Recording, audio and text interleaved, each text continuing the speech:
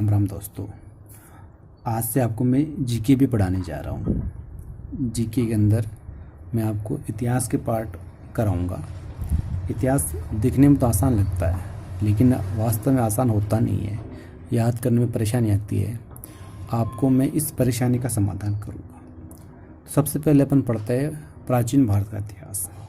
प्राचीन भारत का इतिहास इतिहास के चैप्टर में या इतिहास के पार्ट के अंदर सबसे हार्ड माना जाता है। ठीक है, इसके बारे में हम चर्चा करते हैं। सबसे पहले अपन बात करते हैं मौर्य काल की। देखो, आपको मैं नोट्स वीडियो के लास्ट के अंदर पिक्चर मैसेज के रूप में आपको अवेलेबल करा दूंगा। ठीक है, देखो, मौर्य काल माना जाता है 322 ईस्वी पूर्व से लेके 185 ईस्वी पूर्व तक माना जाता है। ठीक है, अब देखो 322 ईस्वी पूर्व, उस समय जो प्रथम इसका राजा बना था वो था चंद्रगुप्त मौर्य। इस वंश का संस्थापक कह सकते हैं, वो था चंद्रगुप्त मौर्य। और चंद्रगुप्त मौर्य ने जब शासन शुरू किया था, इसका उद्देश्य था कि मैं एक वृद्ध भारत का निर्माण करूं। भारत का निर्माण करना था, यानी एक विशाल भारत का निर्माण करना था। पूरे भारत को एक करना चाहता था ये। ठीक है, तो ये प्रथम चक्रवर्ती सम्राट आप मान सकते हो इसको। ठीक है, आगे चलते हैं। अंतिम शासक, इस वंश का अंतिम शासक कौन था? इस शासन का अंतिम शासक, आप इस शब्द को ध्यान दो। सबसे पहले वृद्ध भारत का निर्माण कराया था तो वृद्धदत्त इसका कौन था? अंतिम शासक था।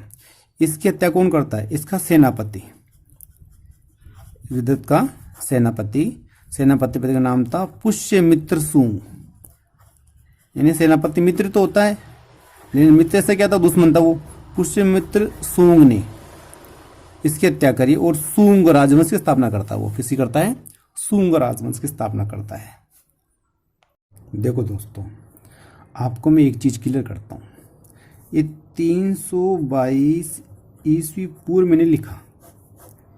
देखो, ईस्वी सन माना जाता है प्रभु ईसा मसीह के जन्म से माना जाता है। ठीक है, आपकी प्रभु यीशु कह सकते हो, यीशु मसीह के जन्म से इनको मानते हैं।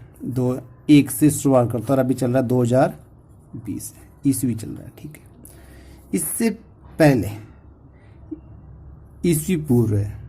ध्यान देने की बात है, इसमें सन घटते हैं, बढ़ते नहीं है, घटते हैं। जैसे मान लो 185 ईस्वी पूर्व, इसे अगला सन कौन सा आएगा? तो आएगा 184 ईस्वी पूर्व। ये अगला यानी कि पिछला है। ठीक है, अब देखिए संवत की बात चली है तो कुछ और क्लियर करता हूँ।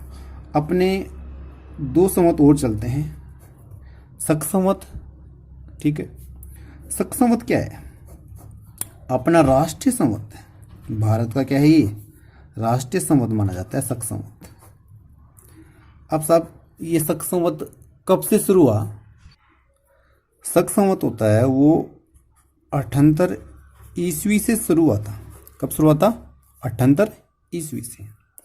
अब साहब, ऐसी क्या बात थी कि शक संवत शुरू हुआ? किसने, किससे क्या जुड़ा हुआ इतिहास के अंदर? देखो, नाम है शक संवत, लेकिन शकों से कोई लेना देना नहीं इसका। ठीक है, इसकी शुरुआत करने वाला शासक था उस शक में कैकोयार। कैसे नाम शासक का नाम बनेगा? कनिष्क। कनिष्क कौन था? इस शक संवत को शुरू करने वाला शासक था कनिष्क। जब इसका राज्याभिषेक हुआ था, जब ये राजा बना था, तब इसने ये संवत शुरू करवाया। ठीक है, देखने वाली बात है ये किस राजवंश का था, आपसे भी पूछ सकता है। दो शक कयाद का तो कनिष्क बना, कनिष्क का कैवोर को इससे बना कुषाण वंश का। ये कुषाण राजवंश का था शासक कनिष्क। ठीक है, दूसरा, अगर आपसे पूछा जाए कि वर्तमान में कौन सा शक संवत चल रहा है, तो आप कैसे याद करोगे? वर्तमान में कौन सा शक संवत चल रहा है, आप कैसे याद करोगे? देखो कि शक करने वाले, यानी जो किसी पर शक करते हैं, वो हमेशा पीछे चलते हैं। क्या करते हैं?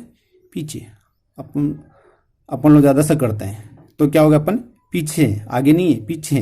तो जो वर्तमान सन चल रहा है 20, इससे 78 पीछे करना, माइनस करना अपने को, ठीक है। तो मैं 78 माइनस करूँगा साहब, तो 10 में से 8 गए तो कितने बच गए 2, 11 में से 7 गए तो कितने बचे 4, हाँ 1942 शक संवत चल रहा है। कौन सा चल रहा है ये, शक संवत। ध्यान देने की बात है, शक संवत में अपने को बेक आना है, यानी शक करने वाले पीछे चलेंगे, ठीक है। एक दूसरा संवत आता है विक्रमी संवत। देखो विक्रमी संवत क्या होता है, ये चला था 57 ईस्वी पूर्व से चलता है, 57 ईस्वी पूर्व से। कब, देखिए इतिहास में कहा जाता है कि उज्जैन का शासक था, कहाँ का शासक, उज्जैन का शासक, उसका नाम बताया गया विक्रमादित्य। क्या नाम बताया गया, विक्रमादित्य। उज्जैन का शासक था विक्रमादित्य था। उसने क्या किया था, देखो उसने शकों को पराजित किया था।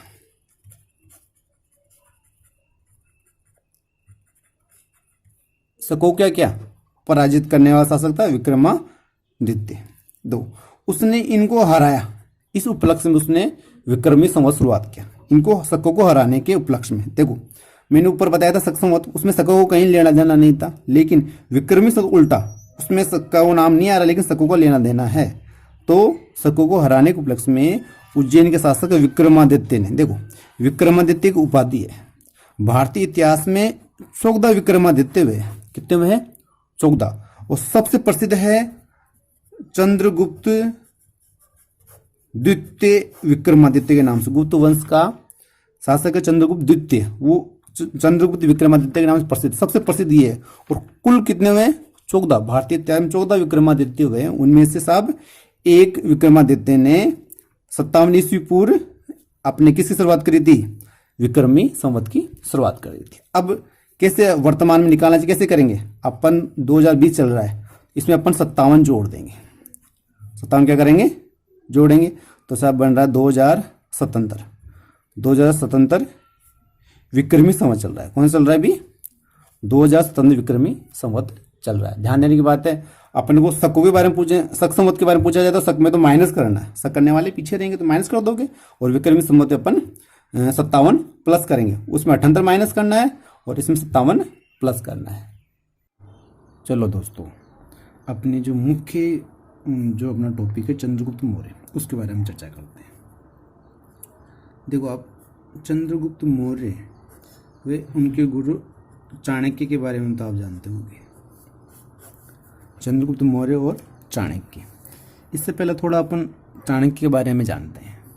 देखिए चाणक्य का और अन्य नाम है, एक तो विष्णुगुप्त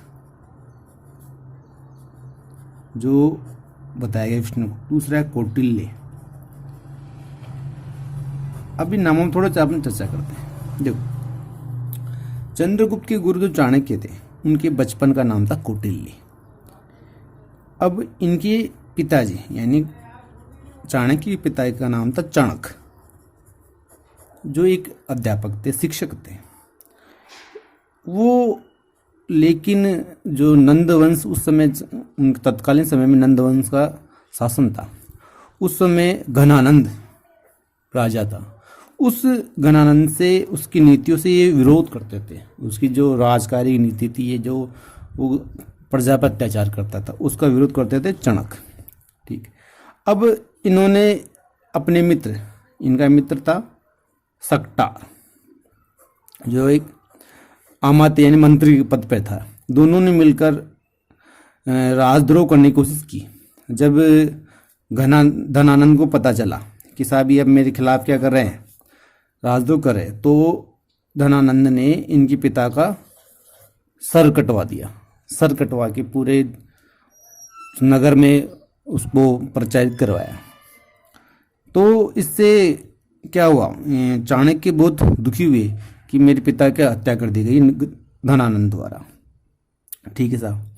अब क्या होता है, जब अपने पिता का सर कटा हुआ उनको मिला चाणक्य को, तो इन्होंने उस समय अंतिम संस्कार करने के बाद उन्होंने प्रतिज्ञा ली, जब तक मैं मेरे पिता की मृत्यु का बदला नहीं लूँगा तब तक मैं पका हुआ खाना नहीं खाऊंगा। उस समय मैं पका हुआ खाना नहीं हूँ, मतलब जैसे रोटी पकी होती है और कुछ पक्की रोटी होती थी। मतलब पका हुआ खाना नहीं खाऊंगा, कच्चा खाना नहीं खाऊंगा। कच्चा मतलब फिर जैसे फल फ्रूट खा के काम चलाऊंगा। ठीक है सर। चलिए फिर क्या होता है कि जब अब इनको भी लगा, धनानंद को लगा कि इसका बेटा भी मेरे खिलाफ कुछ कर सकता है, तो ये से धनानंद से बचकर कोटे लेके जंगलों में जाते हैं। और एक दिन जब ये मतलब थोड़ा सा तबीयत खराब थी, मुर्जित अवस्था में थे, उस समय एक संत आते हैं। तब उनसे उनको नाम पूछते हैं, तो उस समय वो अपना मूल नाम तो कौटिल्य भी नहीं बताते, वो अपना नाम बताते हैं विष्णुगुप्त। क्या बताते हैं? विष्णुगुप्त। वो संत इनको तक्षशिला लेके जाते हैं, वहाँ पर अध्ययन करते हैं और ये शिक्षक बनते हैं। शिक्षक बनने के बाद में जब सिकंदर का भारत पर आक्रमण हुआ, सिकंदर का आक्रमण होता 326 ईस्वी पूर्व। उस समय जब उन्होंने लगा कि सिकंदर अब भारत पर आक्रमण कर रहा है और वो मगध की ओर बढ़ रहा है, तो उसके विनाश को उन्होंने देखा था। तो इसकी जानकारी उन्होंने धनानंद को देनी चाहिए, लेकिन धनानंद ने इस चीज़ को सीधे से न लेकर बल्कि चाणक्य का ही अपमान कर दिया। तो इस अपमान किया, जब चाणक्य का ये अपमान हुआ तो चाणक्य ने उस समय प्रण लिया कि मैं नंद वंश का समूल नाश कर दूंगा। जब तक मैं समूल नाश नहीं करता तब तक मैं मेरी शिखा यानी चोटी उसको कभी बांधूंगा नहीं। ठीक है। अब क्या होता है, जो अपने चाणक्य हैं वो सक्टार से मिलते हैं। सक्टार उनको बताते हैं कि उनकी एक धनानंद की एक दासी, नाम बताया गया है उसका दासी, दासी का नाम था मुर्रा। अपनी मुर्रा बेस पे होती है, लेकिन यहाँ पे मुर्रा चंद्रगुप्त की माता का नाम है।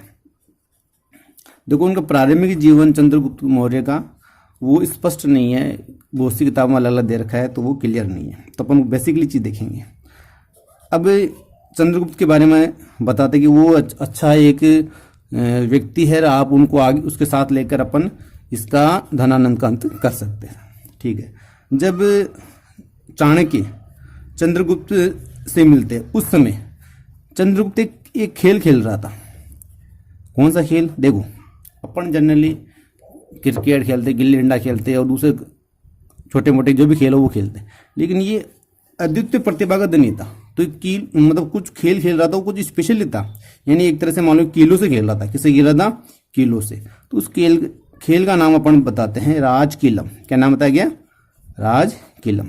वैसे खेल क्या था पता नहीं, लेकिन अपने को किलो से याद कर लो, यानी किलो से संबंधित वो खेल खेल रहा था, राज किलम खेल खेल रहा था। उस खेल खेलते जब उनको उससे इसकी योग्यता से प्रभावित होकर उसकी माँ के पास जाते हैं और उनको मांग लेते हैं, और उनकी सहायता से चाणक्य चंद्रगुप्त की सहायता से धनानंद का अंत करता है और 322 ईस्वी पूर्व मगध का राजा बनता है कौन? चंद्रगुप्त मौर्य। यानी चाणक्य द्वारा चंद्रगुप्त की सहायता से धनानंद का क्या किया? अंत किया गया, उसके शासन का अंत किया गया। इस घटना के बारे में जानकारी भारतीय इतिहास में किताब का नाम है मुद्रा राक्षस। क्या है? मुद्रा राक्षस। इस किताब में बताया गया है कि किताब में किस प्रकार से चाणक्य चंद्रगुप्त ने धनानंद का अंत किया। ये नंदवंश का अंतिम शासक था। अब सब आता है कि साहब मुद्रा राक्षस के लेखक कौन है? देखो आप शब्द को ध्यान दो। मुद्रा, मुद्रा से बनता है मुद्रिका। आपने कभी पुरानी फिल्में देखी होगी, उसमें क्या होता है कि जब हीरोइन क्या होती थी, वो अपनी मुद्रिका में कुछ अंग उसमें हीरा लगा रहता था, उसको मुंह में लेते ही आदमी मृत्यु हो जाती थी, मतलब विष होता था एक तरह से है। तो सब मुद्रिका में विष होता है। मुद्रा से बनी मुद्रिका, मुद्रिका मतलब विष, विष से इसका नाम, लेखक का नाम होता है विशाखादत्त। विशाख दत्त वो कौन था? इस पुस्तक का लेखक विशाख दत्त। विष शब्द बना नहीं बना? देखिए आप कुछ ना कुछ कनेक्शन जोड़ो। मुद्रा से मुद्रिका, मुद्रिका में क्या होता है? जहर होता है, हीरा लगा होता है, जहर होता है। तो विष शब्द बना नहीं बना? विष जहर का पर्यायवाची है विष। तो विशाख दत्त कौन था? मुद्रा राक्षस का रचयिता। हाँ मित्रों, अब अपन देखते हैं कि चंद्रगुप्त के नामों की चर्चा करते हैं। चंद्रगुप्त मौर्य के नामों की चर्चा करते हैं। देखो चंद्रगुप्त मौर्य का चंद्रगुप्त नाम, कौन सा नाम? ये चंद्रगुप्त नाम, ये जो प्राचीनतम अभिलेख साक्ष्य, यानी सबसे पुराना कोई लिखित में कोई रिकॉर्ड है तो वो है अपना, जिसमें चंद्रगुप्त मौर्य का नाम चंद्रगुप्त दिया हुआ है, वह जूनागढ़ अभिलेख में। किसमें है? जूनागढ़ अभिलेख। साहब ये जूनागढ़ अभिलेख कहाँ है? देखो आपको पता होना चाहिए कि जूनागढ़ रियासत थी जो भारत में विलीन होना चाह रही थी, वो जनमत संग्रह से भारत में मिला हुआ था। ठीक है, तो जूनागढ़ पड़ता था वर्तमान में गुजरात के अंदर। कहाँ पड़ता है? गुजरात में। अब यहाँ पे अगला प्रश्न ये उठता साहब, जूनागढ़ अभिलेख वास्तव में किस शासक संबंधित है? देखिए जूना शब्द, जूना जब जैसे जनरली अपन क्या करते हैं तो बर्तन मांजते हैं, उसको बर्तन मांजने का लोहे का एक जूना होता है, उसको जूना कहते हैं। ठीक है, अब लोग बाग जब गुस्सा करते हैं तो बर्तन मारने फेंकते हैं, नहीं फेंकते हैं? फेंकते हैं। जूने से जुड़ा बर्तन और बर्तन मारने फेंकते हैं जब आदमी गुस्सा होता है, यानी रुद्र रूप धारण करता है। क्या करता है? रुद्र। तो रुद्र दामन कौन है? जूनागढ़ अभिलेख का संबंध किससे है? रुद्र दामन। रुद्र दामन ने ये अभिलेख लिखवाया था। एक संस्कृत का ही ध्यान देने वाला था। कौन सी भाषा में? ये संस्कृत भाषा में लिखा हुआ है, रुद्र दामन ने लिखवाया था। ये रुद्र दामन अब किस राजवंश से? देखो जो आदमी गुस्सैले होते हैं वो होते हैं शक्य। क्या होते हैं? रुद्र होते हैं। गुस्सैले होते हैं वो शक्य होते हैं, मतलब ये शक राजवंश से संबंधित। शक राजवंश सबसे महान शासक हुआ है रुद्र दामन। कौन सा हुआ है? रुद्रदामन। अपने कुछ न कुछ इतिहास एक दूसरे जोड़ते चलेंगे तो अपना आसानी से याद होने में सुविधा होगी। ठीक है सर, अब देखिए इसके ग्रीक नाम, चंद्रगुप्त मौर्य के ग्रीक नाम बताए गए हैं। देखो अपन ऊपर पढ़ा अपने कि धनानंद। कौन था? धनानंद, जिसको चंद्रगुप्त मौर्य ने मारा, यानी उसको यमलोक भेजा। यमलोक भेजा, भेजने को अंग्रेजी में बोलते हैं सेंड। क्या बोलते हैं?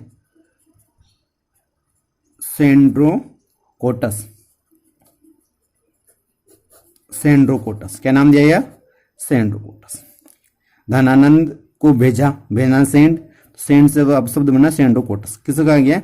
यूनानी साहित्य में चंद्रगुप्त मौर्य कहा गया। अब बात आती साहब ये किन लेखकों ने कहा? धनानंद पे जोड़ता हूं। देखो इन्होंने क्या किया, धनानंद एक अन्यायी शासक था, जनता को न्याय दिलाने के लिए।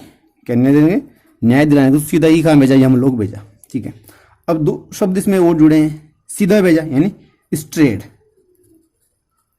स्ट्रेट से बना स्ट्रेपो। क्या बना? स्ट्रेपो। दूसरा जनता को न्याय दिलाने के लिए जस्टिस, जस्टियन। कौन सा बना? जस्टियन। स्ट्रेबो जस्टियन ने क्या कहा? सेंडोकोटस कहा। किसको कहा गया? चंद्रगुप्त मौर्य को कहा। साहब ध्यान देने की बात है, स्ट्रेट और जस्टिस इन शब्दों से पता चलेगा अपने को साहब इसका किसने कहा था। इन स्ट्रेबो और जस्टियन ने सेंडोकोटस कहा। किसको कहा? चंद्रगुप्त मौर्य। एक दूसरा नाम हो रहा था। देखिए वापस धनानंद पे चलते अपन। मान लो उस समय धनानंद ने प्रजा को बहुत लूटा, उस जितने भी उस क्षेत्र में प्रजा थी उसको लूटा। ठीक है, लेकिन मान लो कोई उसकी आज धनानंद की तस्वीर देखना चाहिए तो कहाँ देखेगा भाई? कोई पुस्तक उसको बचेगी नहीं। अच्छा काम तो किया नहीं, इसको याद करेंगे अपन। हाँ, लेकिन आज के ज़माने में मोबाइल है, एंड्रॉयड मोबाइल, उसमें अपन दे सकते हैं। कहाँ भी धनानंद की फोटो साहब इसकी आपको एंड्रॉयड मोबाइल मिल जाएगी। तो एक शब्द बनता है एंड्रोकोटस। क्या बना? Android mobile. ठीक है, अब उस जनता को जहाँ को लूटा, प्लूटार्क। क्या बना? प्लूटार्क। उस क्षेत्र की एरिया।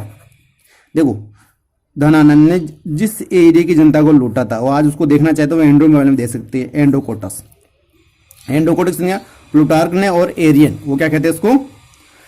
संदर्भ एंडोकोटस। ग्रीक साहित्य में उसको एंडोकोटस और सेंडोकोटस कहा जाए।